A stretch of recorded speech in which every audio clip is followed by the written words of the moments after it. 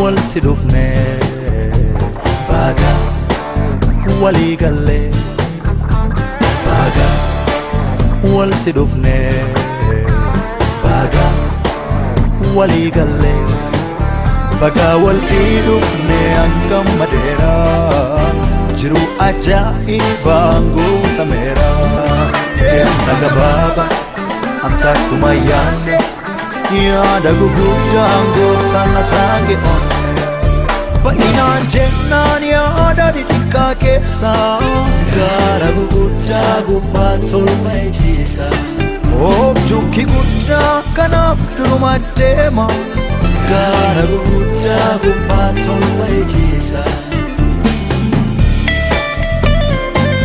Nagaa Waaqayyoo iddoo jirtanitti isiniif haa baay'atu. Hordoftoota televizyiinii Divaayinii. Har'a torbee darbee akkuma waadaa isinii gallee turre keessummootaa fi paasterii waldaa humna du'aa ka'uu iddoo kanatti isiniif affeereen jira.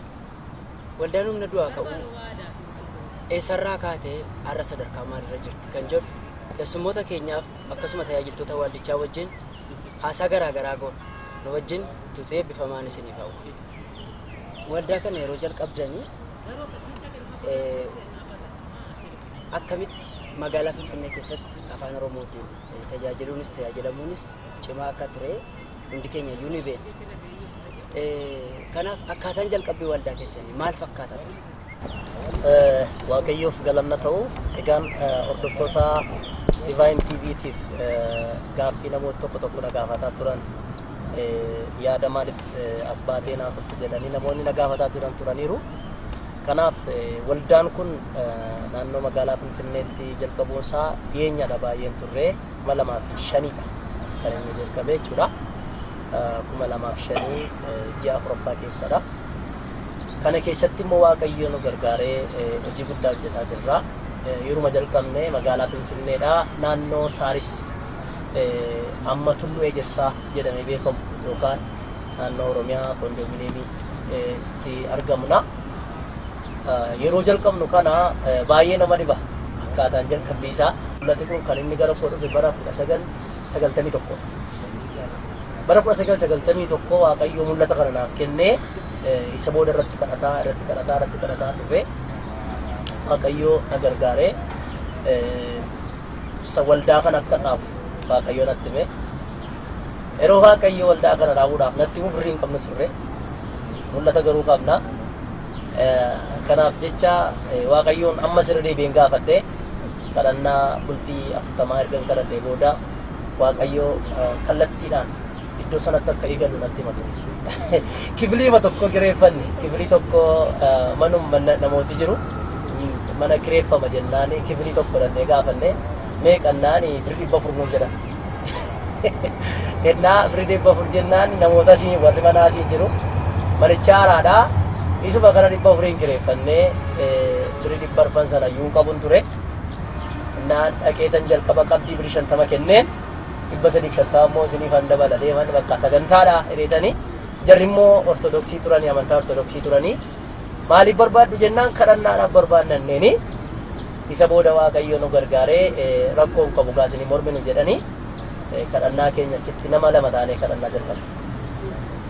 Nama lama taanee kadhannaa kana ituma kadhannu gaafa torbee sadiidha Waaqayyo lubbuu haaraa nu kennutti jalqabee lubbuu haaraa arganne kana barumsaa barsiisutti jalqabne.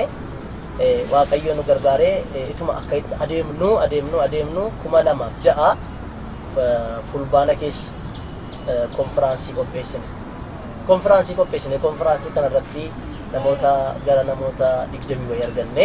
Waaqayyo nu gargaaree isa booda kifilii sana keessatti badhanne namooti baay'een gaafa laa taappellaa arganii dhufanii waldaadha. Ani seenaa garuu kifilii tokkoon baay'ee seenaa hin irraanfanne nama dhibu. Wambarii keenyetu wambarii 5 bitee gashee wambarii kana mucaanni tokkoon jilgeenfataa ani immoo dhaabadhee wangeela lallabee yeroon kun yeroo mabaati yeroon kun yeroo maaliif jedheetanii dubbatan ture. Kana irratti bakka wambarii kana rafaa harka keenyee dhukkubsatooti fayyaa jaamooti ilaalaa naafoti ka'aa jennee Waaqayyoon kadhataa turre wambarii sana irratti jechuudha. Isa booda Waaqayyo namoota nu dabalaa dhufee kibrii sana keessaa baanee mana biraallee dabarree kireeffannee miseensa nama 17 taaneetu manatti xiqqoo sana keessaa birrii walitti finnee amma immoo mana birrii 1000 kireeffanne jechuudha. Isaan keessaa tokko obbo Getaachoo Atomsaa jedhamu amma dura bu'aa geggeessitoota waldaa kiristaanaa keenyaa ta'anii hojjetaa jiru jechuudha.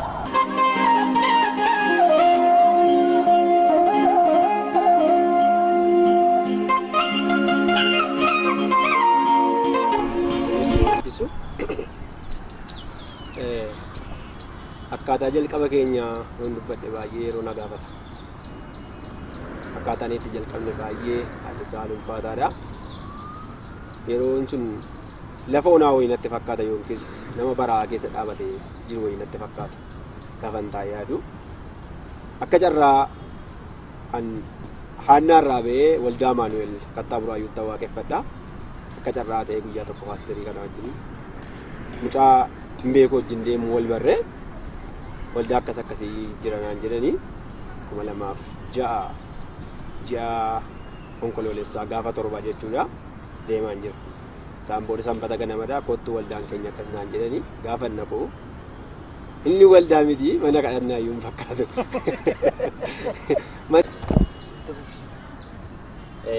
Si darbe baay'ee isa dubbachuun nan barbaachisu dubbadheera waan ta'eef isaanis dubbataniiru waan ta'eef amma garuu haalli waldaa keenya iddoo tokkoffaa dabarree lammaffaarra dabarree sadaffaarra dabarree irraa inni kun immoo rakkinni isaa maal yoo jettan nama baay'ina namaarraan kan ka'edha. Yeroo jalqaba danda'e kaanee barumsadha. Barumsi jira waldaa keenya baay'ee barsiisu paasterii waaqayyoo isaanii eebbisu barumsaan addadha sagantaan keenya. Gaafa inni dhufee waldaa kana keessatti 2006 ji'a 8ffaa keessa waldicha keessa dhufuun kun har'aan gagee barumsa tokko nan baradha. Barumsumti waldaan kennu paasteriin kennu jira. Guyyaa hojii hojjetaan ture sana dura hojii hojjechaan ture utuu isa dhaabin dura halkan barataa ture sa'aatii 11tti waldaa dhaabee gara hojii sana dhaqa gara hojii kasaraa sana hojjedhaa hojii sana hojjedhaa hojii guyyaa sana hojjechaan oolaa galgala dhufee barumsichaan baradhaa kan erga dabarsee booda gara waldichaatti hin qabame waldichaatti erga qabamee booda barumsa wangeelaas barachuun eegaleen jira. Achumaan walitti fufiisaan isas nan raawwadhee waldaa sana keessatti barumsa nan argadhe irraan ka'ee jechuudha. Waldaa sana yeroo dhaqee kwaarii tokko duwwaatu jira. Kwaarii tokkotu jira nama 5 faarfatu gaafa baay'atan nama 7. Kwaarii irra waldicha keessa jiru garuu jechuudha waaqayyo na gargaaree dibata waaqinaa kenneenis barumsa hubannoo hamma nan argadhe hammuma kee akka jiru jechuudha. Dabarsee nama biraa hubachiisuun qabaa'ee hamma gurmuu 7tu jira waldaa keenyas. Gurmuu 8ffaa dheengaddaa xumuranii isaan nama ganaa tajaajilatti bulu. 8ffaa jechuudha. Gaafa dhaabatan nama 30 dhaabatu nama 30 ol yeroo isaan ta'a. Keessumaa amantiin Pirootestaantii ari'annaa guddaa qaba tokkoffaadhaatti jechuudha. Lammaffaa immoo Finfinnee keessatti afaan Oromooti tajaajiluu dhiyeenya kan ofirraa bu'uu jalqabne jechuudha. Yeroo sana mudannoon isin mudataa ture maal fakkaata? Yeroo sana yeroo sagantaa kana jalqabnu akkuma sitti namni nuti mana isaa kireeffannee nama amantaa keenya turre yookaan amantaa ortodoksii hordofu ture. Namni kun kan si dhibu isheen hin amante innis hin amane ijoolleen isaan turtuu hin amanan waaqayyoof galatu. Kanarraa kan ka'e namoonni ollaa jiranii amma dhagaa nutti furuutti amma nu reebuuf illee nu eeggachuutti nu ajjeesuuf illee nu eeggachuutti ga'anii haa ta'u malee garuu waaqayyoof galatu waaqayyo dabarseetti nu laata. Maaliif duraanis wangeela kanaaf iddoo garaagaraatti yeroo itti hidhamaa tureera.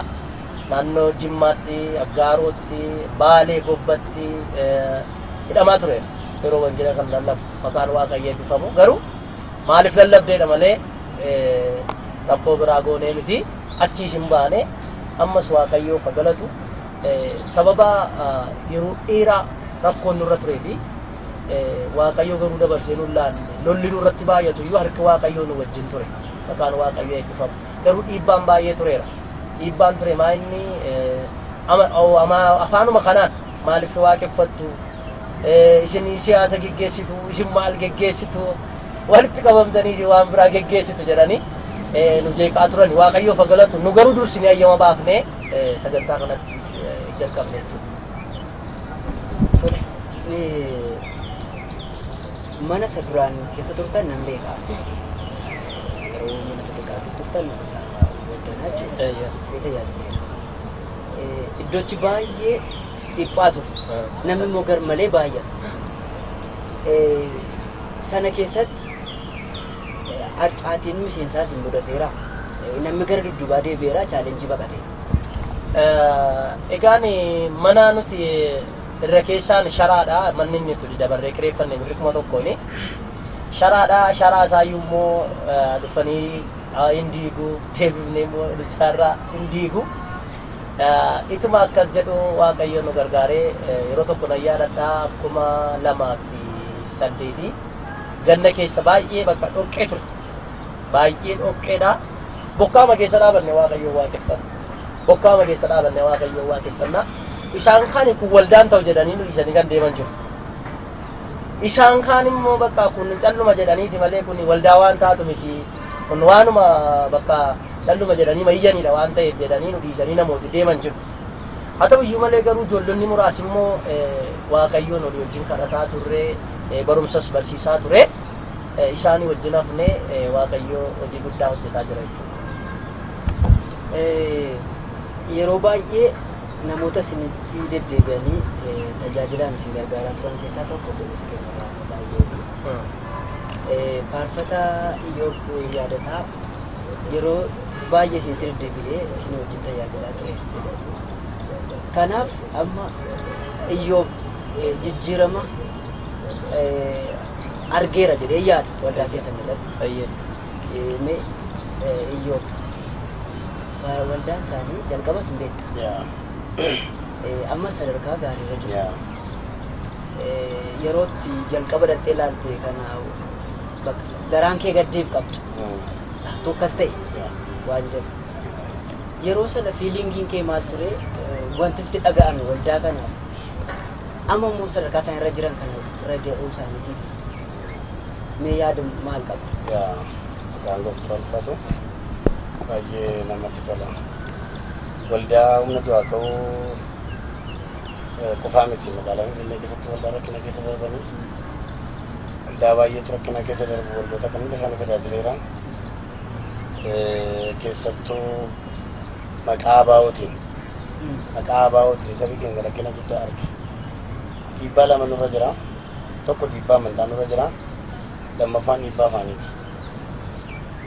Dhiibbaa amantaa kanatti gaafa dhufanii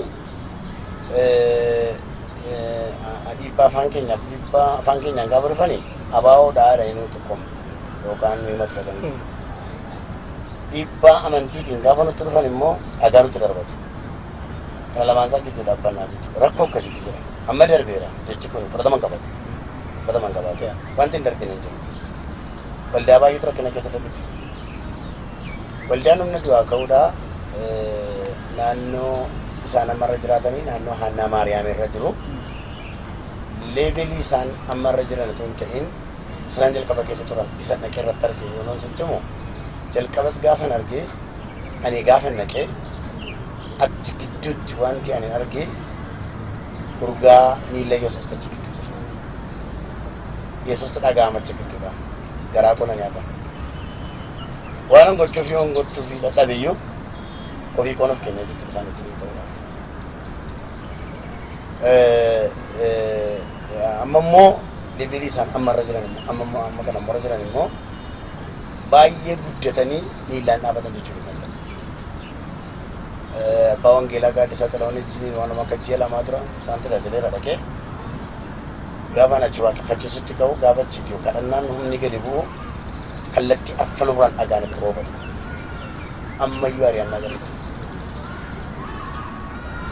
Hafuuraan hojii Waaqayyoo hojjechuudhaan garuu waldaa waggaa 10 irra dhaabbatu fakkaata. Fakkeenyaaf mucaan kun achi lallabaa Wangeelaawii Badhaasaa baay'ee irraa ciffatu akkaataan itti lallaba. Si galeera namoota akkasii kaatu ijoolleen faarfatan si keessaa ta'a. Paastariin mataan isaa yaadni isaa baay'ee sokkee. Isa yeroo sana argeera amma baay'ee dabaleera.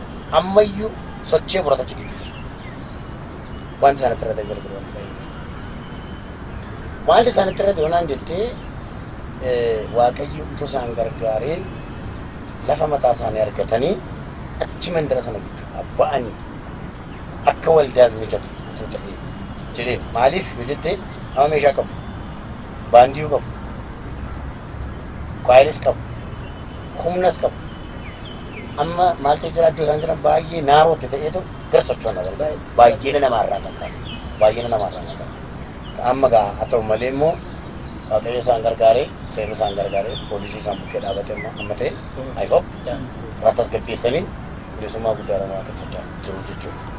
Kanaaf sila paasteriin waan tokko kaaseera maal kaase paasteriin homaayyuu hin qabne itti dubbannu namni waaqayyoo wangeela gaafa hojjechuu ga'u birrii baatee qabu.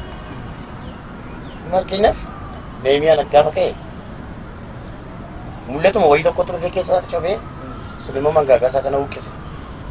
Mootiin maal taatee uqqatteetti hin jedhan yaa'u tokkummaa saba kootii fi dallaa saba kootii diigamee jira. Karuma na uqqisee dha. Saat sana mul'ata wayii isa keessatti cobee jira malee waa'ee ijaaruu isa keessatti cobee jira. Waa'ee saba gara waaqayyootti fide isa keessatti cobee jira malee miindaan isaas kana jedhamee waan kaa'ame hin jiru. Sadarkaan barumsa isaattis kana jedhamee waan kaa'ame hin jiru. Seenaan waan isa kaa'e waan tokko waan jiru jechuudha. Inni waaqayyo isaa wajjin hin ta'e jechuudha. Haa ta'u magaalaa sana gaafa dhaqee ijaare magaalaan suni diigamtee jiraattu malee namoonni achi keessa jiranii warri warqee oomishan sagalee warri shittoo oomishan tusaan achi keessa jiranii diigamee jiraata namni waaqayyo jechuudha. Namni waaqayyo kun gaafa inni dhaqee garuu isaan dammassu ka'anii maal godhanii qabeenya isaanii kennanii warqee isaanii shittoo isaanii isa gurguran kennanii dallaan sun ijaarame jechuudha. Dallaan sun erga ijaaramee dhumamee booda maal ta'an namootarra hidaan jira ture namni waaqayyo kun hidaa namootarraa baasee warra beela keessa jiran beelarraa baasee namoonni akka isaan lammaffaa cubbuu hojjetanii waaqayyoon hin gaddisiifne Izraa wajjin walii galanii maal godhan mallattoodhaan cufanii dallicharra eegduu amanamaa kaanii bira deeman. So namni ka'uudha wanta guddaan amma namni waaqayyo kun ka'eera. Ka'eera sababa ta'eef namoonni iddoo akka danda'u ture jiran. Iddoo akka danda'u ture jiran. Haa ta'u gara gaaffiitti na gaafatetti gaafa achaas deebi'u yeroon isaan argirra yeroo isaan ammarra jiranis yeroo isaan argeessi hojiin hafuuraa isaan tokkumaadha. Sochii isaan irra jiran. Yeroo isaa bidduma kee hojii kenna galee ta'e ammas kan namaadha. Sigaleera hirrinni isaaniitti irratee jira kee ammoo kan akka meeshaa guuttachuu waan akkas akkasii masarrachaa jiru iddoon jalqabatti isaan arge immoo iddoo dhiphaa ture amma immoo iddoo isaa baay'ee bal'isaniiru ammas deebisetti dhiphate. Baay'ina namaarra baay'ina hojii wangeelaarraa sigaleera ammas iddoo jijjiirachuu isaanii jira. Amma inni ammaa kun saba baay'eedha isaanii saba kana buqqisanii deemuudhaaf baay'ee rakkatu. Kanaafi sabni waaqayyoon gargaara. Namni naannoo isaanii jirtan piliisitti dirmadhaan akka bukkee dhaabadhaan jechuu barbaada. Kana fakkaata wanti ani beekamu.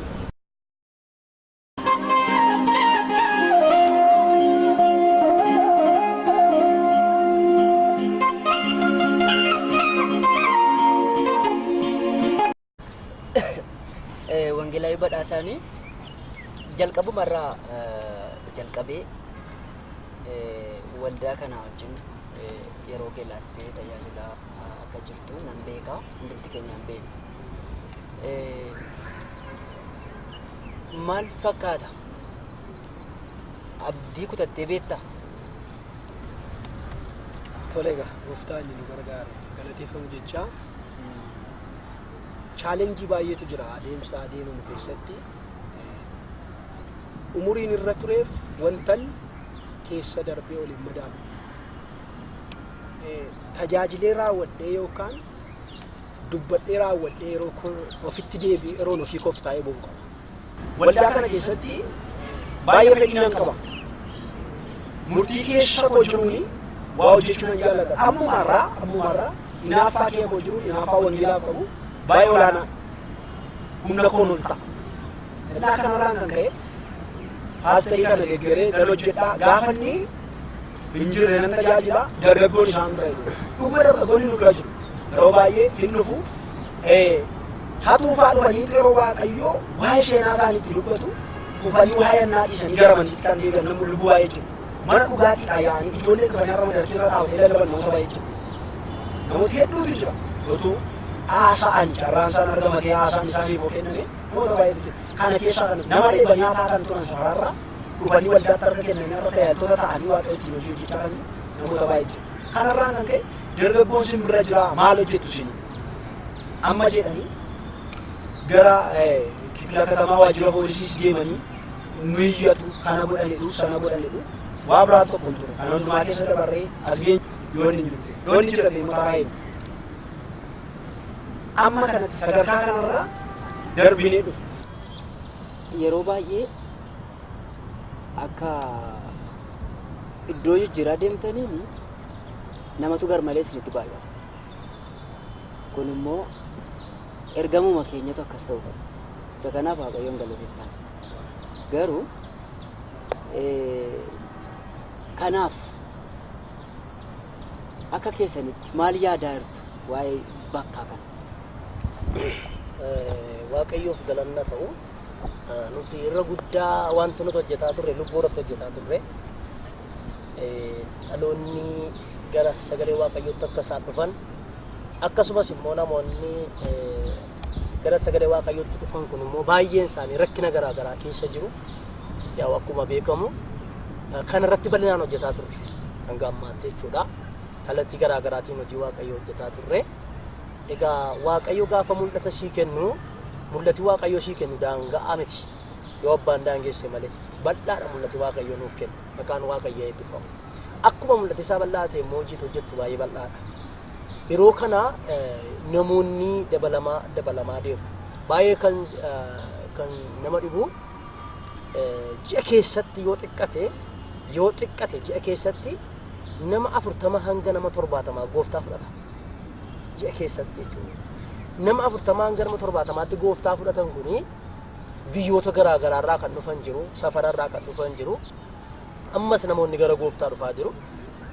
Fageenyarraa illee immoo namooti dhufan sagantaa kana hirmatan jiru. Kanarraa kan ka'e iddoon baay'ee nutti dhiphatee jira. Lafa ammatti dabarree qabanne kana bal'aadha jennee qabanne. Gaafa jalqaba duraan keessaa baane keessas birriin hin turre sharaa binneetu sharaa sana anaaf isa ofii keenya rukute yaabee waan ittiin namatti qacarru waan hin qabneefi yaamnee nuti rukute. Ammas itti dabarre kanallee numa tanaasii ta'ee, numatu paasterii ta'ee, numatu wangeelaawii ta'ee galanne waaqayyoof haa ta'u. Baay'ee namatti tola. Egaan ammas kan si garramu nuyi bal'aadha jennee dhufnee kireeffanne mana kana. Garuu ammas nutti dhiphate. Baay'ee nutti dhiphatee jira. Kanaaf waaqayyo yoo nu gargaare mul'ata qabna. Magaalaa Finfinnee kana keessatti lafa bal'aa ta'e hin qabaanna jenneetu amantii guddaa qabna. Waaqayyoos nu gargaara.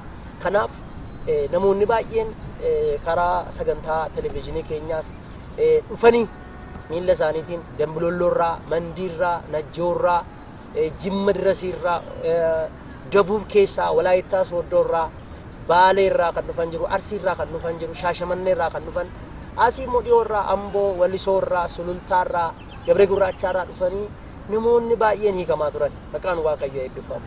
Waaqayyootu hojii hojjete isa kana. Namoonni iddoo garaa garaa jiran kun hojii waaqayyoo kanaaf hammuma dandeettii isaanii qarshiima 50 qarshiima 100 hoonu bukkee dhaabatan hojii guddaa hin hojjetama jedheetan yaada. Maaliif lafa argannee jirra. Kanaaf kanarratti hojii waaqayyoo kanarratti nu bukkee akka isaan dhaabatanii jenneetu isaan gaafanna jechuudha. Waldaa humna du'aa koo keessatti waan hin jaalladhe waan lama. Tokko agalgaayin isaa afeeramu tajaajilaan keessaa yoo afeeramu Pastor Waaqtolaan waan inni natti tolu sabichaaf baay'ee sassata. Hamma tajaajilaan sun as ga'utti ofiisa barumsa PhD qabarsiiseera saba. Tajaajilaan dhufu suni astamaamaanyis ta'uu danda'a, amansiisaa ta'uu danda'a, amansiisaa ta'uu dhiisuu danda'a. Yoo nama beeku ta'e beekee hin beekne ta'e immoo waameera. Waa maraafu sabni kun agabuu galuun irra hin jiraatu waan jedhu sababa of eeggatuuf jecha bitee eegera. Tajaajilaan dhufu sun yoo inni seeraan lallabes yoo inni immoo humna lallabuu badaan qabus ta'e sabi sila nyaateera saabatee fi hammiidhamanii qabu. Jarri kun maaliif lolamu jette waaqayyotu isaan gidduu jira. Hojii waaqota isaanii jira jechuudha. Ammas tajaajiltoota isaanii kunoo paasterii isaanii waldaa isaanii miti baay'ee. Akka waldaa kottan isaan tajaajilan. baay'inni namaa gaafa barumsa argataa deemu hin baay'ate. Amma inni irra jirru kunis nu gahee miti. Wanti inni irra jirru kun gahaa miti. Namni gaafa dhufu wambarii miti ammas iddoo dhaabatu hin qabu. Inni jalqabaas akkasuma ture, inni lammaffaas akkasuma ture, inni sadaffaas akkasuma. Furmaata ta'a jedhee kana yaadu namooti miilla wangeelaa ta'an bukkee dhaabatanii lafa mataa keenya dandeetti baane hojii wangeelaa kana hojjenne anaan baay'ee natti tola. Ammas haalli inni keessa jirru kun kiraayii mootummaa ta'ee jiru haalli isaa mijataa miti waan ta'eef kan keenyatti baane isa kan keenya ta'e irratti hojii wangeelaa kana bal'inaan hojjenne. Eger boodillee namni wangeelaaf miillan taa'e tokko kee dhaabannee nuyi gatii kaffalaa jiru. Kan asiin jirre immoo jiraachuu danda'a. Birriin keenya wangeela lallabuu hin danda'a. Dandeettiin keenya yaadi keenya wangeela lallabuu danda'a.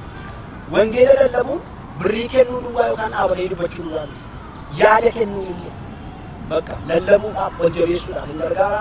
Namni kamillee akka kanatti egerbo akkasitti yaade maalirra akka jiru kan yaade itti dhaga'ame nu deeggaruu yaadaan kadhannaan kan jechuun barbaada. Taayiltoota isaanii kun gidduu jiru wanta amma jalqabdee jirtan kana ammallee dachaadhaan finiinsaa waan isaanii jira. Haa ta'u malee ani ammas waa'ee keessa wanti dhaga'uu barbaadu waan arguu barbaadu kottee yesuusatti gidduutti dhagaa jiru kana inni dhaga'uu barbaadu. Bisooti haasa'uudhaaf illee ni danda'a. Waan isin barbaachisu garuu sabni Waaqayyo kottaa dhaqaa ilaalaa jalqabe. Kottaa dhaqaa bukkee dhaabbata. Kottaa dhaqaa hirmaadhaa sagantaa kana. Please miidhagaa si'a tokko sagantaa isaa hirmaadhaa. Naannoo Aanaa Maariyaamii Hayilee Gaaramentii darbanii amma kan isaan jiranii ituu masalxanyaa isa jedhamu hin gahini. Naannoo sanaa saabetee fi irratti hirmaadhaa. Kottaa dhaqaa hojii Waaqayyoo gidduutti hojjetaa jiru ilaalaa jedheen achumaan sana feera. Waldaa kana dhaqanii gaafa laaltanii tajaajilaan tokkos wajjiniin naqee tajaajilee akkas naan jedhe wayyoo erga gaafan gale waa'ee waldaa kana baay'ee garaan kun nama daa'ima. Maaliif hin jedheen akka kanatti achi gidduutti dhiibamanis isaan ta'an kana baay'ee na gaddisiise. Utuu hojii Waaqayyoo akka hojjetamaa jiru jedhanii jarri koo Waaqayyoo waan hin beekneef isaan rakkisaa jiru jedheen. Ammas immoo taanaan yeroo kamillee caalaa hojii wangeelaa hojjechuuf akka tamma dubbattu siyaasni keenyas Waaqa sirreesseera. Amma kana booddee yeroo afaan Oromooti magaalaa Finfinnee keessa sagantaa bannu abaaboodhaan sassaabanii nafi bakka. Eenteedha isaanii jedhama. Waldaan Finfinnee keessa jiran hundi isaanii rakkina qaba. Namooti Finfinnee keessatti afaanni keenya guddachuu qaba. Waaqeffannaan afaan Oromoo guddachuu qaba. Ammallee kanarra jirra nuti. Ammallee sharaa keessaa ba'ammoo jiru. Kan immoo hin caajaraa jiran jiru. Waldaan afaan Oromoo jira Finfinnee keessatti guddataa jiru. Meeshaas bitataa jiru. Guddachaa jira. Haalli nu mijataa jira. Kan si dhiboo nuti waltajjii irratti kiliippii hojjennu illee hin qabnu nuti. Yeroo naannoon Oromiyaan kan asii laata zammaru hin jedhu. Kanaaf ofii keenya of jabeessuu qabna. Carraa Waaqa nu laate kanatti jabaachuu qabna. Isaan keessaa guddina ariifachiisaa irra kan jiran waldaan humna du'aa ka'uudha. Tokko waan taateef wajjiniin ta'an isin jedha. Waaqayyo sinaa eebbisu kan isa godhu. Waaqayyo sinaa eebbisu. Egaa kabajamtoota daawwattoota Divine TV akkuma nu hordofaa jirtan yeroo Waaqayyo hojjetutti yoo teenye bor gatii kaffaluun keenya nu. Yeroon kun barri kun bara Waaqayyootti dhaloota kanaaf hojii hojjetaa jirudha. Kanaaf isinis hojii Waaqayyoo hojjetaa jirtu maaliin akkamitti kan jedhuuf deebii isaa isiniif annisa. Egaa sagantaa keenya isaarraa kana asuma irratti goolame sagantaa taanuun amma walitti deebinutti nagaa Waaqayyoon nu turaa eebbifamaa.